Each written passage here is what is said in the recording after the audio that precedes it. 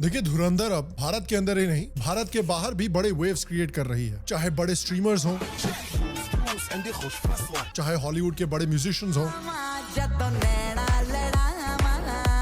लेकिन देखिए धुरंधर की इस सक्सेस और इंडिया के सॉफ्ट पावर को डिस्कस करने के पहले जिन लोगों ने धुरंधर को इस मकाम तक पहुंचाया है उन लोगों को शाउट आउट देना जरूरी है। चाहे हमारे दुग्गल साहब हों, बार बार फिल्म में आदित्य धर ने ये अस वर्सेस देम का नफरतखोर प्रोपेगेंडा डाला है। फिल्म में वो इंटेलिजेंस ऑफिसर भी कहता है कि वो लोग तो दंगा कर देंगे। हमारे एमिनेंट जर्नलिस्ट हों, The way people like me and many others are being targeted, bullied, teased and harassed and attacked, I am now convinced that this is a part of BJP and RSS's cultural project. हमारे eminent film critics हों, उनके बिना देखिए ये film इस मकाम पर नहीं पहुंच पाती। आज ये फिल्म सीरीज इस मकाम पर पहुंच चुकी है कि जो लोग पहले इन फिल्मों को गालियां दे रहे थे अब इनकी तारीफ करने लगे। अब देखिए धुरंधर सीरीज ने ना सिर्फ इंडियन सिनेमा को रीडिफाइन कर दिया है परमानेंटली, लेकिन अब क्या हो रहा है कि सिर्फ हिंदुस्तानियों नहीं बाहर वालों ने भी धुरंधर को नोटिस करना शुरू कर दिया है। और अब इस फिल्म को सिर्फ इंडिया से ही नहीं, दुनिया के कोने कोने से वर्ल्ड वाइड अक्लेम मिल रहा है। चाहे पाकिस्तान हो जहां पर ये फिल्म बैंड है, चाहे ऑस्ट्रेलिया हो, चाहे जर्मनी हो। तो आइए आज हम डिस्कस करते हैं कि कैसे पूरी दुनिया ने अब फाइनली धुरंधर को नोटिस किया है, कैसे वो अब इसकी तारीफ कर रहे हैं, कैसे ये इंडिया की सॉफ्ट पावर का, एक इंडिया की कल्चरल इन्फ्लुएंस का इतना बड़ा वेपन बन गया है, और कैसे इंडिया को और इंडियन गवर्नमेंट को इस वेपन की धार को और भी तेज करना चाहिए। हेलो शाम शर्मा शो के इस एपिसोड में आपका बहुत बहुत स्वागत है। मैं हूं सेक्युलरिज्म का सीईओ शाम शर्मा और आप सबको एक सेकंड। तो देखिए धुरंधर के बारे में तो आप जानते ही हैं कि it was a massive hit. अब देखिए इंडियंस ने तो इस सीरीज को तारीफ कर करके, पसंद कर करके 3000 करोड़ पार करवा दिए, लेकिन अब ये फिल्म फॉरेनर्स के ध्यान में भी आ गई है और वो भी इस फिल्म पे पगला रहे हैं। Ranveer, let's start with Ranveer. He's top of the list. Oh man, he gave an absolute brilliant performance. Predominant one for me is some of the technical aspects of the editing and the sound design and some of the cinematography, but performance-wise, there weren't any bad acting performances, but Ranveer is head and shoulders. Oh God, it's so gorgeous. Honestly, me in the cinema, I was just like, can't get enough of him. Yes. This starting part was probably the baddest. India में जो धुरंधर series की buzz थी वो अब globally extend हो रही है। लोग इस वीडियोस पे ट्रेंड बना रहे हैं। रहमान डकेट की ऑरा को सेलिब्रेट किया जा रहा है। इंटरनेशनल सेलिब्रिटीज इसका म्यूजिक एंजॉय कर रहे हैं। चाहे इंग्लिश क्रिटिक्स हो जो इसकी इमोशनल डेप्थ को प्रेज कर रहे हैं। I really enjoyed it. I really liked that it was. I liked that there was some action, but it wasn't like relying on the action. It was Correct. relying on the relationships, Yes. and I liked that a lot more than just seeing constant fighting. Germany से अच्छे reaction आ रहे हैं। नहीं मैं बवंडर की बात नहीं कर रहा। नॉर्मल जर्मन लोग भी इसकी तारीफ कर रहे हैं। पाकिस्तान के नाजायज अब्बू जान, चाइना भी इस लिस्ट से बाहर नहीं है। चाइना में भी लोगों को धुरंधर पसंद आ रही है। I saw a face that I'd never seen in the part 1. I think it might be the main bad character in the Revenge. Russia में भी ऐसा ही क्रेज देखने को मिल रहा है। I liked the main character with his long curly hair, and I think that this gangster agent role suits him so well. Middle east में तो ये फिल्म बैन हो रखी है, लेकिन इजराइल में रिलीज हो रखी है। इजराइल में भी लोग इस फिल्म को पसंद कर रहे हैं। I have to say that this is the first trailer or teaser or whatever I saw other than the movie that the violence was actually making sense. Afghanistan के लोग इस मूवी के एक्सेप्शनल क्राफ्ट से इम्प्रेस्ड हैं। Movie देखी है आज मैंने, भैया आदित्य दार सर ने मूवी की दुनिया की धज्जियां उड़ा दी भाई। और ये सिर्फ सिविलियंस तक ही नहीं है। फिनलैंड जैसे देशों का प्रेसिडेंट भी धुरंधर को प्रेस कर रहा है। फ्रांस के प्रेसिडेंट जब इंडिया आए थे, जब इंडिया के साथ इन्होंने डील साइन की थी, तो धुरंधर के गाने बैकग्राउंड में चला रहे हैं। पाकिस्तान में भी इस मूवी को बैन कर रखा है, लेकिन पायरेट करके इसको 2 मिलियन बार से ज्यादा देखा जा चुका है। ये सिर्फ बाय द वे पार्ट 1 के लिए था। पार्ट 2 को भी पता नहीं कितने मिलियन बार डाउनलोड करके देखा जा चुका होगा। रशिया के सड़कों पर इनके गाने बज रहे हैं।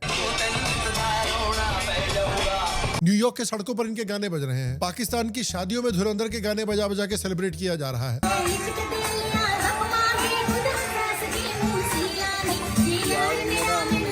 देखिए धुरंधर के बारे में मैं पहले बहुत बात कर चुका हूं, अब दोबारा बात क्यों कर रहा हूं। देखिए एक इंपॉर्टेंट चीज ये देखनी है कि जो फॉरेनर्स के रिएक्शन आ रहे हैं धुरंधर को देख के, उसमें एक इंपॉर्टेंट चीज ये है कि जो इंडिया का पॉइंट ऑफ व्यू था धुरंधर में, कि देखिए हम जो हैं, हम आतंकियों के विक्टिम्स हैं। हम इतने सालों से आतंकवाद झेलते हुए आ रहे हैं और फाइनली हमने ठान ली है कि अब आतंकियों को उसी लैंग्वेज में समझाया जाएगा जो लैंग्वेज आतंकियों को समझ में आती है, यानी बम्बू। और ये जो पॉइंट ऑफ व्यू है, ये इंडिया पहले बाहर के लोगों को कम्युनिकेट उतनी अच्छी से नहीं कर पा रहा था, लेकिन जो काम इंडिया की एम्बेसीज नहीं कर पाई, जो काम MEA नहीं कर पाई, वो काम देखिए 2 फिल्मों ने करके दिखा दिया। जो भी नॉन इंडियन इस फिल्म को देख रहा है, इमीडिएटली इस फिल्म का जो पॉइंट ऑफ व्यू है, इस फिल्म की जो आइडियोलॉजी है, उसको एक्सेप्ट कर रहा है कि नहीं नहीं, इंडियंस जो है वो विक्टिम्स है and they are fighting back. इसे कहा जाता है soft power. Political scientist Joseph Nye ने 1990s में सॉफ्ट पावर टर्म कॉइन किया था, यानी दूसरों को बिना पैसे दिए या बिना उनके साथ जबरदस्ती किए सिर्फ अपनी अट्रैक्शन बढ़ा के दूसरों को इन्फ्लुएंस करना,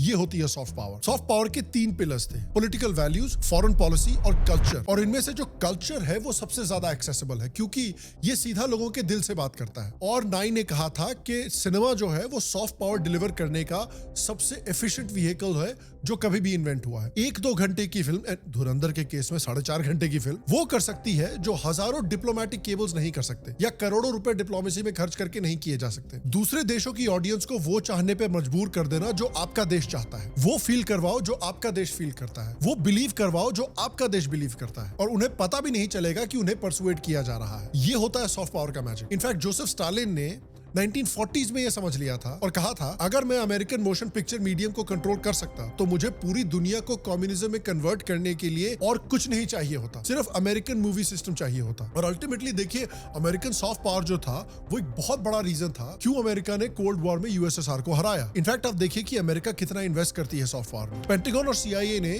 2500 से ज्यादा हॉलीवुड फिल्म्स और टीवी शोज पे एडिटोरियल कंट्रोल एक्सरसाइज किया था एलिजिडली। और इसमें सिर्फ अमेरिका ही नहीं है, इसमें साउथ कोरिया और जापान जैसे देश भी देखिए किस तरह से सॉफ्ट पावर में इन्वेस्ट करते हैं। 1998 में एक डिलिबरेट पॉलिसी निकाली गई थी साउथ कोरिया में, स्टेट लेड हैल्यू स्ट्रेटजी, जिसमें कि वो अपने सॉफ्ट पावर को पूरी दुनिया में प्रमोट करते हैं, अपने कल्चर को, अपनी मूवीज को, अपने टीवी शोज को, अपने म्यूजिक को। और 2023 तक $12.4 बिलियन का कल्चरल एक्सपोर्ट इंडस्ट्री इन्होंने खड़ी कर दी है साउथ कोरिया में। कल्चर को बेसिकली शिप बिल्डिंग जैसी एक्सपोर्ट सेक्टर की तरह ट्रीट किया जा रहा है साउथ कोरिया में। और गवर्नमेंट ने डिलिबरेटली K-pop स्टार्स को इंटरनेशनल इवेंट्स पे मॉडर्न कोरियन कल्चर के लिटरल रिप्रेजेंटेटिव्स की तरह डिप्लॉय किया है। इनफैक्ट BTS ने हाल में ही UN में स्पीच दी थी और उसका रिजल्ट देखिए, 2023 में 73% फॉरेन टूरिस्ट जो कोरिया आए थे, उन्होंने कहा था कि हम कोरियन पॉप कल्चर की वजह से कोरिया आए हैं घूमने के लिए। सिमिलरली जापान ने भी एक कूल जापान पॉलिसी निकाली थी, जिसमें उन्होंने एनिमे और मांगा को भारी तरीके से सपोर्ट करके, डेवलप करके आज ऑलमोस्ट $30 बिलियन की ग्लोबल मार्केट बना दिया है। इंडिया में देखिए आप, जेन जी के अंदर एनिमे का कितना क्रेज है, और इस एक चीज ने अकेले जापान की post world war 2 Japanese identity को रिहेबिलिटेट कर दिया। किसी को याद भी नहीं है कि जापान ने नानजिंग में किया क्या है। और कमाल की बात देखिए ये है कि वीर सावरकर को इस बात के बारे में पता था, उनका विजन काफी क्लियर था। उनका मानना था कि सिनेमा सिर्फ एक एंटरटेनमेंट का मीडियम नहीं होना चाहिए, बल्कि नेशन बिल्डिंग का एक पावरफुल टूल भी है ये। उनके हिसाब से शिवाजी महाराज, महाराणा प्रताप या महाराजा रंजीत सिंह जैसे महान नायक की कहानियां सिर्फ किताबों तक सीमित नहीं रहनी चाहिए। ये कहानियां जब स्क्रीन पे आएंगी तब उनका ज्यादा इंपैक्टफुल असर होगा पूरे देश के कल्चर के ऊपर। उनका विजन था कि बॉलीवुड के फिल्म मेकर्स के अंदर एक नेशनलिस्ट अंडरकरंट भी होना चाहिए और ऐसी फिल्म्स बनानी चाहिए जो देश की विक्ट्री और प्राइड को हाईलाइट करें, ताकि ये मूवी सिर्फ इंडिया के अंदर पेट्रियोटिज्म बिल्ड ना करें, बल्कि ग्लोबल ऑडियंस के सामने भी इंडिया का पॉइंट ऑफ व्यू और इंडियन नैरेटिव प्रॉपर्ली रखें। इस तरह इंडिया दुनिया के लिए अपनी नैरेटिव खुद शेप करेगा, इंस्टेड ऑफ कि इंडिया के दुश्मन इंडिया का नैरेटिव सेट करें। और इंडियन सिनेमा का जो सॉफ्ट पावर पोटेंशियल है ऑलरेडी देखिए कितना स्ट्रॉन्ग है। बाय आउटपुट ये दुनिया की सबसे बड़ी फिल्म इंडस्ट्री। इंडिया के बाहर इंडियंस का 35 मिलियन स्ट्रॉन्ग डायस्पोरा है। RRR, धुरंधर, बाहुबली 2 जैसी फिल्मों ने ऑलरेडी दिखा दिया है कि ये फिल्में इंडिया के बाहर भी कितना बड़ा इंपैक्ट कर सकती हैं। लेकिन अभी तक हमने इसको as a culture, as a society पूरी तरह से टैप नहीं किया है। आई एम होपिंग कि धुरंधर जो है वो एक टर्निंग पॉइंट रहेगा, क्योंकि देखिए अमेरिका कितना मास्टरफुल काम करता है सॉफ्ट प्रोपेगेंडा और नैरेटिव सेटिंग में फिल्मों के थ्रू। हॉलीवुड की वजह से अमेरिका ने दुनिया में अपनी इमेज ऑलमोस्ट हीरो और सेवियर वाली बना रखी है। हर ग्लोबल क्राइसिस में अमेरिका पूरी दुनिया को बचाता है और डेमोक्रेसी की रक्षा करता है। टॉप गन जैसी फिल्में जो है, टॉप गन मैवरिक जैसी फिल्में हैं, ये बेसिकली अमेरिकन आर्म फोर्सेस के लिए प्रोपेगेंडा है। और क्या है, 9/11 के बाद भी जब अमेरिका की जो इनविंसिबिलिटी थी उसमें बहुत बड़ी दरार आ गई थी, तब बहुत सारी फिल्में रिलीज होने लगी जिसमें हॉलीवुड को दिखाया गया कि देखिए इनकी CIA कितनी पावरफुल है, अमेरिकन आर्मी कितनी पावरफुल है, चाहे जीरो डार्क 30 हो, ब्लैक हॉक डाउन हो, आर्गो जैसी फिल्में हो, इन सब में दिखाया गया कि नहीं अमेरिका की पावर में कोई दरार नहीं आई है, अमेरिका अभी भी उतना ही स्ट्रांग है जितना वो 80s और 90s में था। तो हर एक देश अपना पीआर करता रहता है और दुनिया में हर जगह पीआर ही होता रहता है यार। आपको अपनी नौकरी में डेली पीआर करना पड़ता है, आपको अपने पीयर्स और सुपीरियर्स को दिखाना पड़ता है कि आप सिर्फ एक हार्ड वर्किंग एम्प्लॉय ही नहीं है बल्कि कंपनी की कल्चर में भी पॉजिटिव कंट्रीब्यूशन देते हैं। अरे यार आजकल तो टिंडर और बम्बल पे भी पीआर करनी पड़ती है लोगों को कि नहीं मुझे तो किताबें पढ़ना बड़ा अच्छा लगता है। आपको दोस्तोयेव्स्की के कोट्स लिखने पड़ते हैं अपने टिंडर के बायो में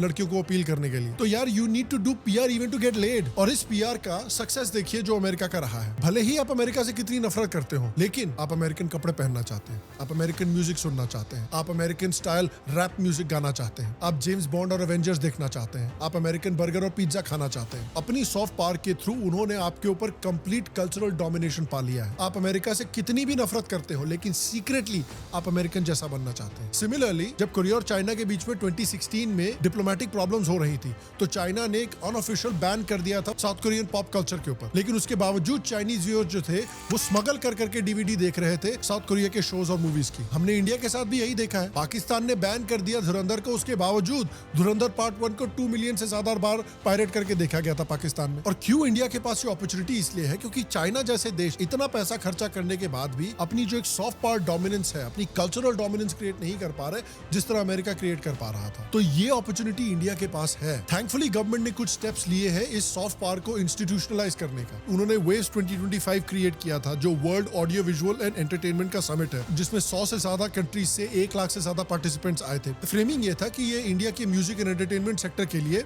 $50 बिलियन का अपॉर्चुनिटी है। इंडिया सिने हब पहला फिल्म फैसिलिटेशन ऑफिस था जो 2026 में रीनेम हुआ। इसमें एक सिंगल विंडो मैकेनिज्म क्रिएट किया गया है फॉरेन फिल्म्स के लिए। क्वालिफाइंग प्रोडक्शन एक्सपेंडिचर पे अप टू 40% रीबेट, 30 करोड़ पर प्रोजेक्ट कैप। तो बेसिकली फॉरेन फिल्मों को यहाँ इनवाइट कर रहा है मूवी शूट करने के लिए। 16 बायलैटरल को प्रोडक्शन ट्रीटी साइन की गई हैं जो 1 अप्रैल 2022 से इफेक्टिव हुई है। एक फंड क्रिएट किया गया है जो इंटरनेशनल फिल्म फेस्टिवल्स में इंडियन पार्टिसिपेशन को फंड करता है। AVGC content creator labs create किए गए हैं 15,000 स्कूल्स और 500 कॉलेजेस में। टारगेट यह है कि 2030 तक 2 मिलियन प्रोफेशनल इसमें क्रिएट किए जाएं। पीएम का एक ऑरेंज इकोनॉमी फ्रेमिंग है कि क्रिएटिव इंडस्ट्रीज को ग्रोथ इंजन की तरह पोजीशन किया जा रहा है, जिस तरह से कोरिया ने 1990s में अपनी मूवीज और टीवी इंडस्ट्री को एक ग्रोथ इंडस्ट्री की तरह, एक एक्चुअल इंडस्ट्री की तरह फ्रेम किया था। अभी भी बहुत सारे स्टेप्स लिए जा सकते हैं, खासकर एक unified India film soft power council create किया जाए MIA, MEA और MIB जॉइंटली के अंदर। इनको एक फंड क्रिएट किया जाए 10-20 हजार करोड़ का कि इंडियन सॉफ्ट पावर को किस तरह से डेवलप किया जाए और किस तरह से प्रोजेक्ट किया जाए मूवीज के थ्रू, इस पर फोकस किया जाए। और इन सब के थ्रू ऐसी फिल्में फंड की जाए जो सिर्फ एक इंडियन ऑडियंस को ही नहीं बल्कि एक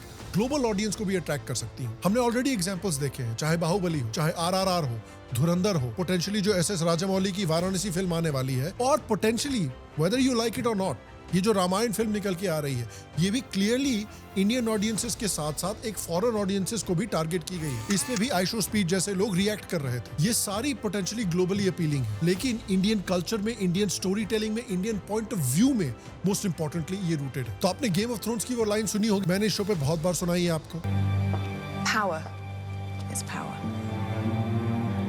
तो एंड में भारत को अपना पावर डेवलप करना है और हर एक एंगल से डेवलप करना है।